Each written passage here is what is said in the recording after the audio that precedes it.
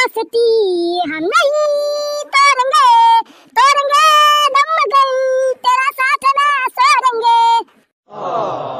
वाह बेटा, तू बहुत अच्छा गाना गा रहा है। किसने सिखाया है तुमको ये गाना? मैं ये गाना बचपन में सुना था रे, और बचपन से मैं ये गाना गाकर स्टेज हिला डाला रे। चलो लेवल बस्तर, साला इनको क्या खाकर पैदा किया था रे? इंसान मत कर, तुमको गाना आती है क्या? लाल दुपट्टा उड़ गया रे मेरी हवा के सौके से, मुझको प्रिया ने देख लिया हारे धोखे से, मैंने तो मुझे दिल देगा वो, लेकिन मेरा दाना लगा वो। मजा रे। अरे हाँ अमरीशकुड़ी, मेरा खानदान सिंगर था रे, इसलिए मैं तुझसे भी बड़ा, बहुत बड़ा सिंगर हूँ। ये घंटा डाल केला। Good morning madam. अच्छा good morning, good morning madam. Madam ये लीजिए मैडम। अरे अमरीशकुड़ी ये क्या है रे? मैडम ये एप्लीकेशन है।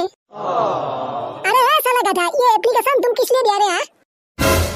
मैडम आज मैं लेजर के बाद घर में जाऊंगा। अरे क्लास शुरू ही नहीं हुआ और तू लेजर के बाद घर में जाएगा? किस लिए रे?